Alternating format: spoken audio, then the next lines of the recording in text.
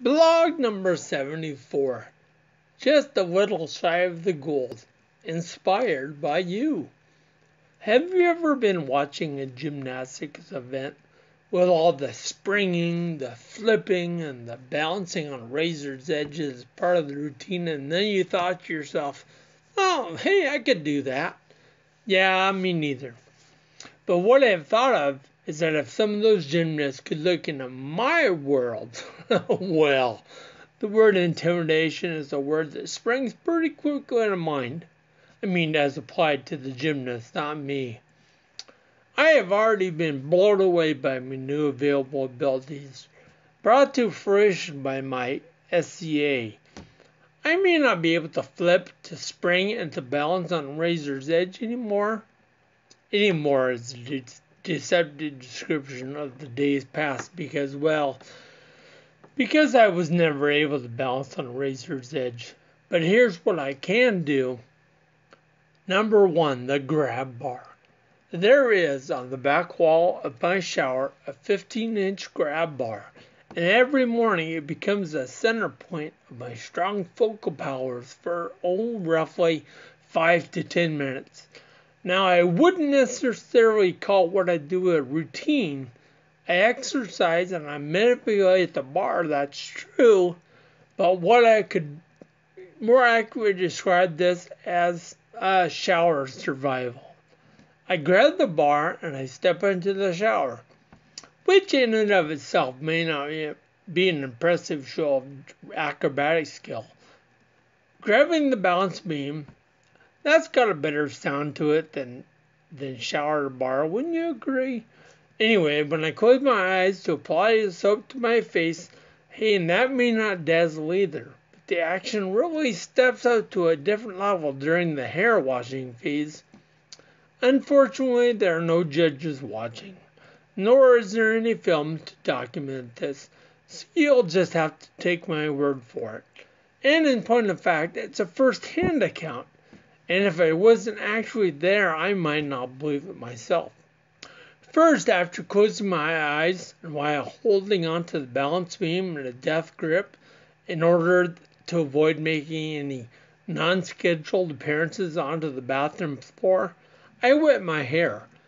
I then slowly reach behind my back, grab the beam with my right hand, and pull off a flawless 180-degree turn in a move that I have come to refer to as the turtle spin because of the speed in which it is done.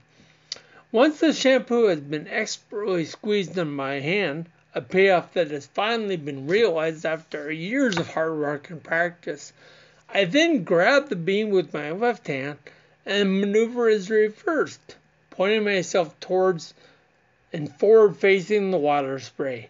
I lather my hair and I finish the whole undertaking by closing my eyes, reaching out once again to clutch and strangle the beam in a one-handed grip of desperation, and I rinse my hair.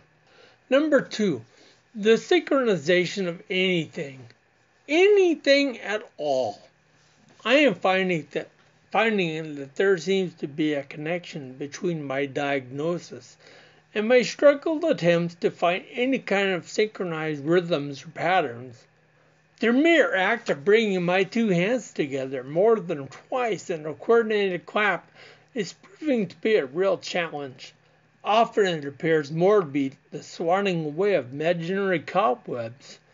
All is not lost, however, because I can still beat out a pretty good rhythm as I pound on my eardrums upon any surface that is available at the time. Music has always pretty much played a large part in my life, and most of the time the infectiousness of the melodies will have me unconsciously tapping my feet or jamming my hands in time right along with the song. I can also use a walking stick or a cane in sync with my steps. Oh sure, anybody can use a stick, a cane, or a crutch.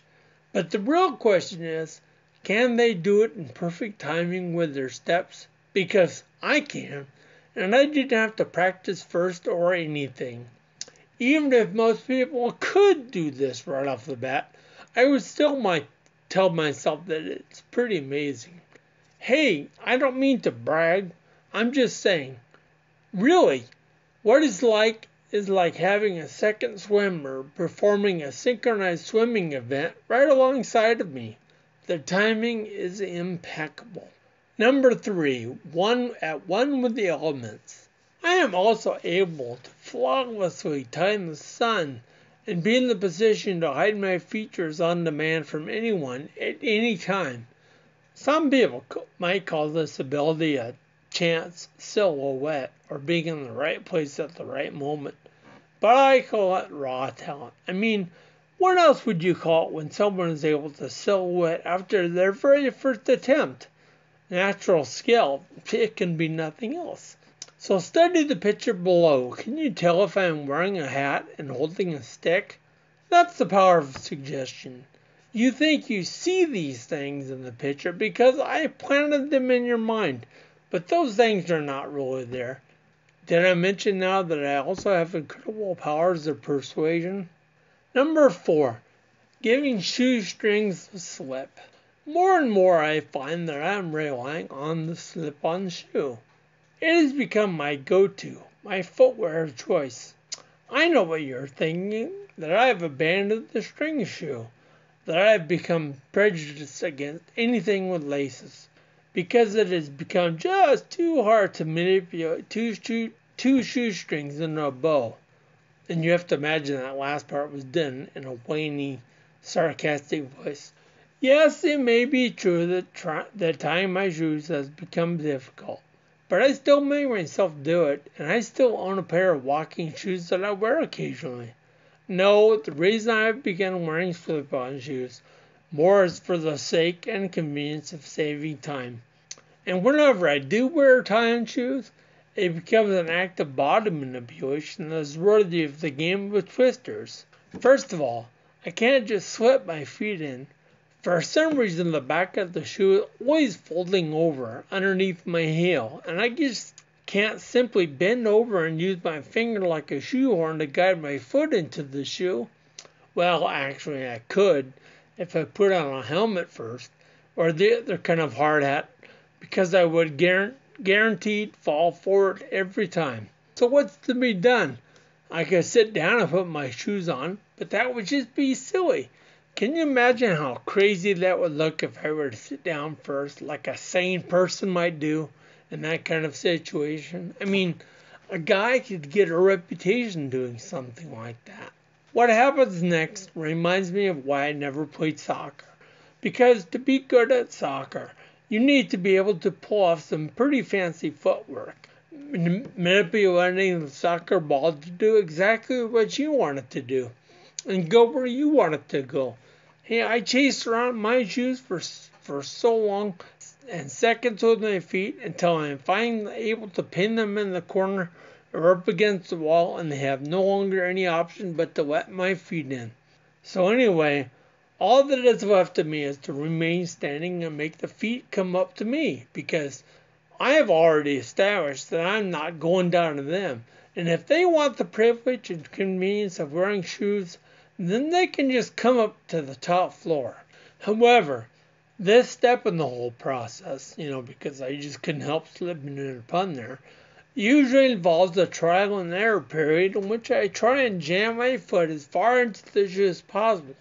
And then at the same time, I try and figure out which angle to keep my foot at as I raise it up where I can reach it while standing straight so that it won't fall off. I refer to this period of trial and error because it is invariably will take me 3 or 4 times to actually succeed in getting a shoe on.